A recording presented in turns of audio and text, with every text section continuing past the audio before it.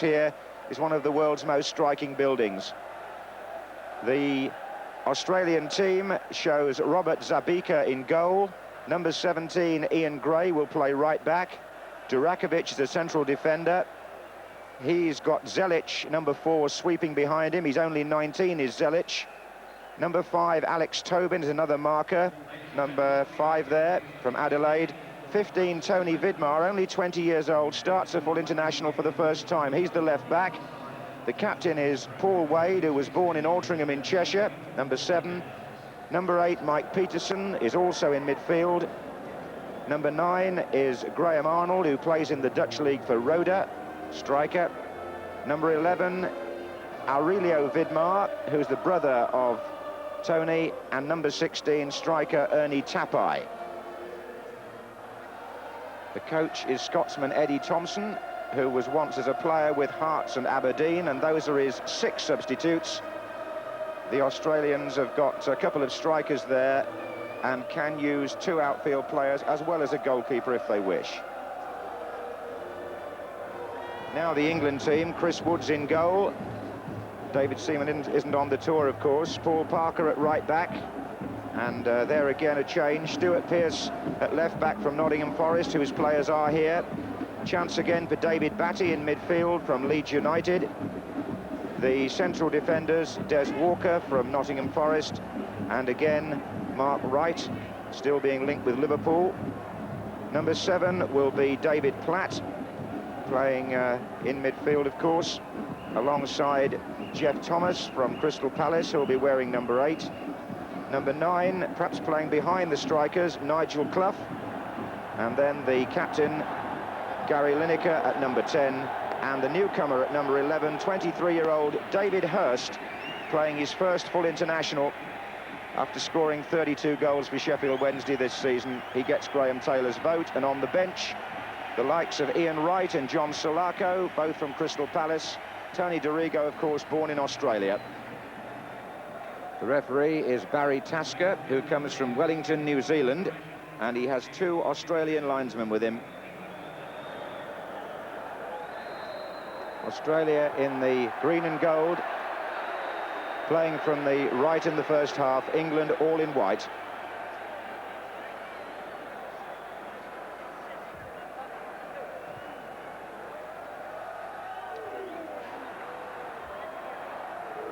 Header by Mark Wright.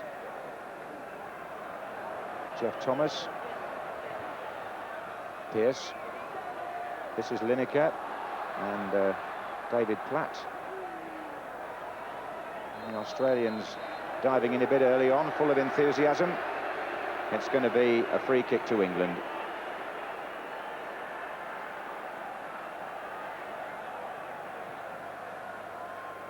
This is Parker.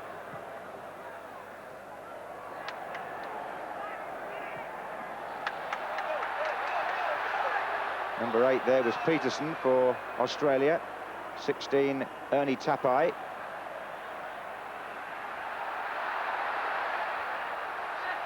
That wasn't a bad run, and he's got Arnold waiting in the centre with Vidmar. The Socceroos, as they're called, have been through a pretty intensive fitness programme for this match. 15 there, Tony Vidmar, playing at left back. That was Parker.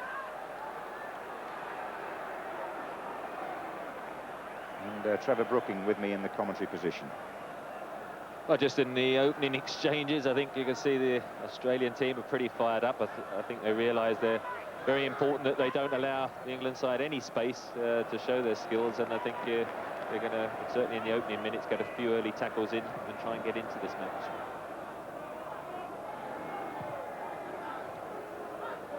This is David Batty. Here's Parker. And a corner to England. Be very important for Paul Parker to get forward and Stuart Pearce the other side, because there is no natural width in the England attack or formation, so the 2 fullbacks will play an important role. Lineker nearly on the line there. Stuart Pearce to curl the ball in. Mark Wright's up in a near post position.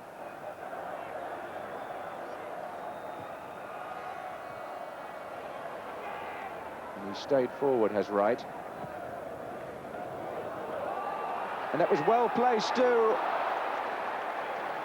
And he didn't get it where it was supposed to go because Mark Wright, having stayed forward from the corner, the Australian coach must have thought there that his side were going to go one behind. Well, he's unmarked, Mark. I think a header back across the goal might have been the easiest. When it's a hanging cross like that, it's difficult to get the power on target.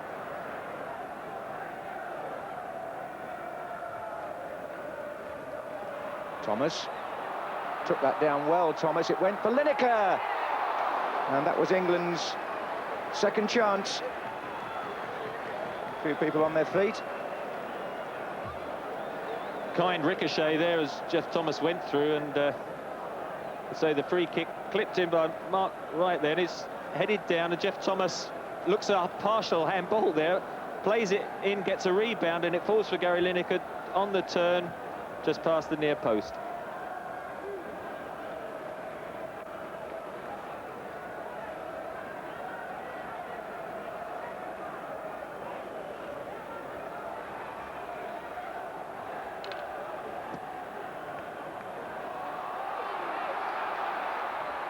And here's Hurst. Just a bit long for him. Chance here, though, driven by David Platt. It was Batty originally who set the play up for Hurst, and then it came back to Platt for the shot. Good unselfish play here. David Hurst goes to retrieve, has a quick look there as he's going, turns, lays it square. David Platt coming in late again, just past that post.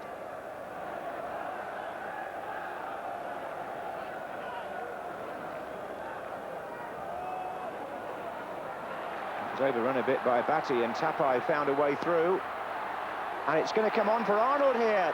Turned inside nicely, and Woods made the save, and over the top, and almost a shock lead for Australia from Graham Arnold.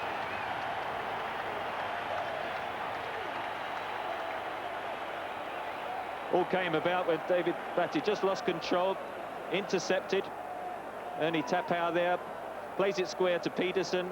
Good ball again. Graham Arnold shapes to shoot, turns inside, goes for the near post. Good save by Chris Woods, hooked away.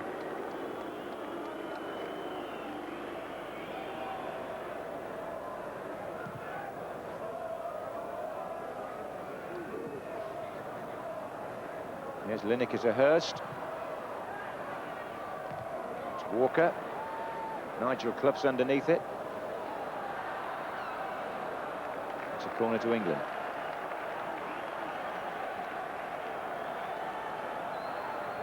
Stuart Pearce has sprinted forward from left back. He's missed it completely, but that was Batty. David Batty, who's got a very modest goal-scoring record with Leeds. I don't think he's scored more than one in his career there. But Stuart Pearce, I say, he left that deliberately, been working on the training ground, but hit it well with his right foot. Always just going to clear the crossbar, though. Batty.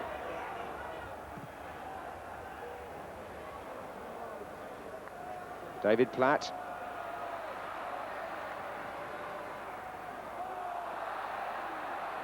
Referee says play on.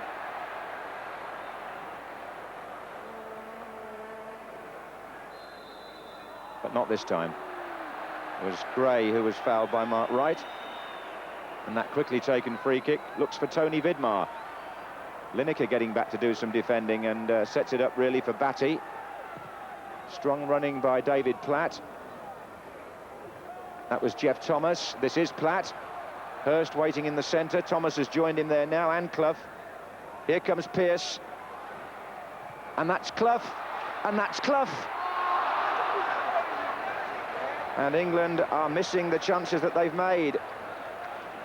Nigel Clough would have expected to score there. Well, David Platt does very well here, holds the ball up. Stuart Pearce is coming up to join him, plays it inside, plays it squared. Actually, Nigel Clough hits Jeff Thomas, he drops kindly, tries to pick the corner and drags it wide. Tony Vidmar for Australia. Aurelio Vidmar. This is Arnold. Vidmar again.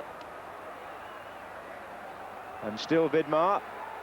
Oh, and a great save by Chris Woods. From Gray, was it? Yes, the number 17 from right back got into the striking position, and Chris Woods saved England. No question about that. It was a great move by the Australians. Really well built up. And but for a fine piece of goalkeeping, they would have been ahead without a doubt. Here's Parker. And there goes Lineker. Flags up for a foul. Durakovic doesn't agree, but he's been penalised. Don't know what his dispute in there, because Gary Lineker just toe-ended it past him and he definitely brought him down. Well, plenty here for Stuart Pearce to aim at. There's the crowd.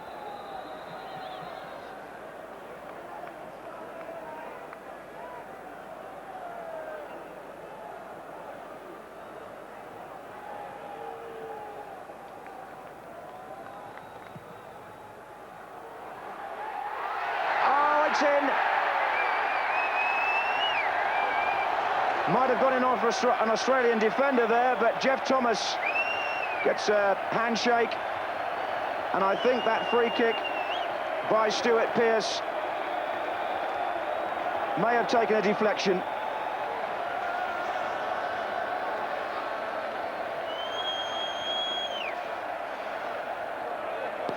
Yes, it was the Australian defender who finished up lying on the ground, whose header put that ball past his own goalkeeper. Definitely an own goal.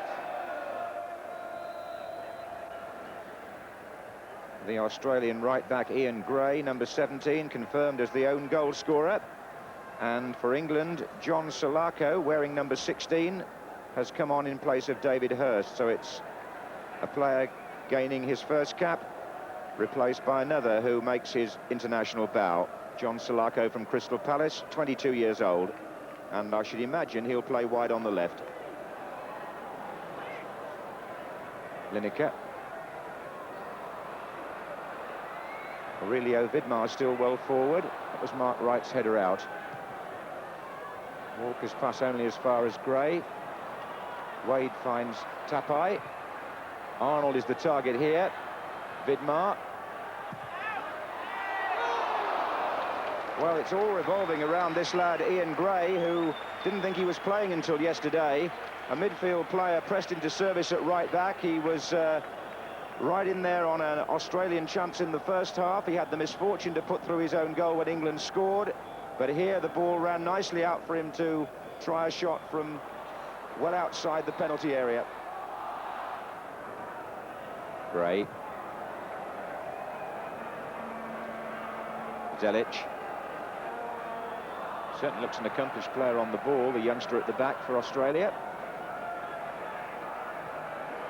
He's got into some quite advanced positions here. Tries to find Wade. Tapai's there also. In that much about future plans, although John Salako, who's come on in the second half, I think is worth another look at, definitely. England team facing a very busy schedule on this tour. They fly on tomorrow to Auckland, New Zealand, where they play on Monday afternoon. That's New Zealand time, the early hours of Monday morning, English time. Here's John Salako. Well, good challenge by Zelic, who's a candidate for man of the match, I would think, the number 4 on the Australian side. Anyway, Arnold. Not a bad effort at all. Arnold will not be going back to Holland to complete the season there, because the Australian national team are off to Korea next week for the Asian competition, the President's Cup. England on to New Zealand for 2 matches, one in Auckland and one in Wellington, and then play Malaysia in Kuala Lumpur in the 4th game of the tour.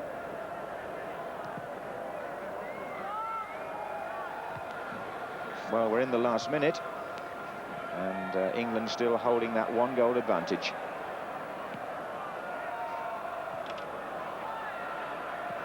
Right.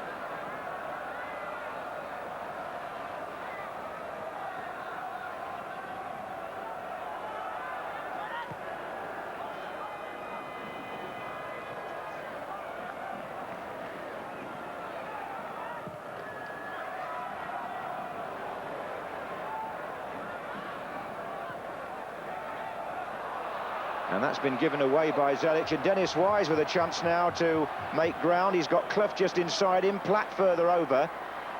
It's still Wise. Oh, but Clough was routed to the spot and the pass went into no man's land.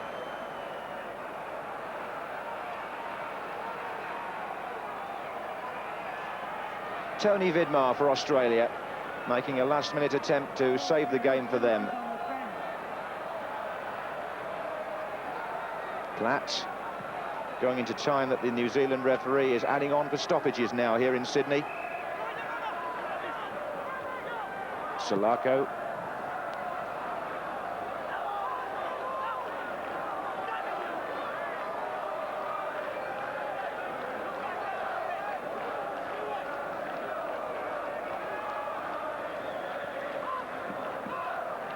This is Batty.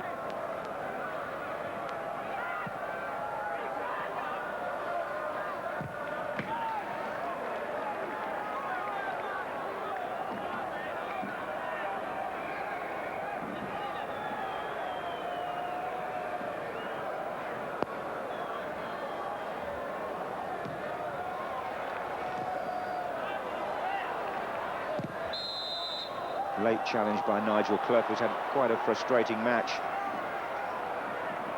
Hasn't really caught fire up front. The role that Graham Taylor designed for him.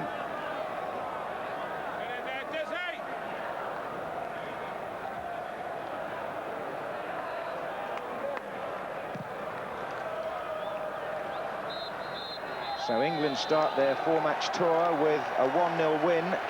Certainly not a distinguished performance, but just able to hold off the Australian charge in the second half.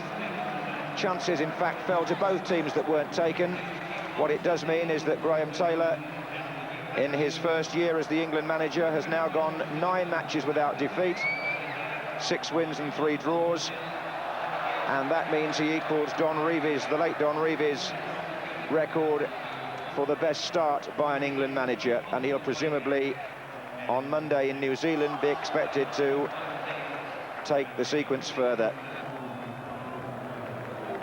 Well, Graham, well done on equalling Don Revie's record for the best ever start by an England manager, but it was a bit of a frustrating night, wasn't it? Yeah, thanks for those comments, John. Yes, it was rather frustrating, because I think if we'd put the chances in that we had early on in the game, it would have made life easier for us. But that wasn't to be. You know, we've just had a 22-hour flight only 3 days ago, and you know what that does to your body system. There's a 9-hour time difference here, and we've come out and we've had to play a very, very competitive game. And in that respect, the players deserve a lot of credit, and I'm very pleased with them from that point of view. I get the feeling you're rather disturbed about the schedule for this tour, because you're now playing New Zealand less than 48 hours from now. Well, both Laurie McMenemy and myself inherited this tour. It wasn't something that we planned. But more importantly, the itinerary is something that's always disturbed us, because not only have we had this flight and had to have this game, but we now, as I'm talking to you, the players are hurriedly getting changed to get back an hour's drive to the hotel, have a meal, up at 7 o'clock tomorrow to catch a flight to Auckland, which has then got a further 2 hours time difference to play at 2:30 on Monday afternoon New Zealand time. We won't even have time to really have even any stretching. Will you have to make changes, partly for that reason and partly because there were some knocks tonight? Well, both Gary Lineker and Mark Wright obviously got knocks, and we'll have to have a look, because it's been a bruising encounter, there's no doubt about that. But you'd expect that between Australia and England, any sport. But certainly we'll have to have a look and see, in fact, who really is at the fittest stage. Any specific pluses or minuses about the performances out there? Thought Salako handled it quite well in the second half. Wanted to do well, was prepared to have a go at people. It's been, at this level, it's been a battle, and we've come out on top. So that's the pleasing aspect of it. But, you know, we mustn't kid ourselves, John. When I came over here, I'm not going to try to say I'm being wise after the event. I knew exactly what type of game this was going to be.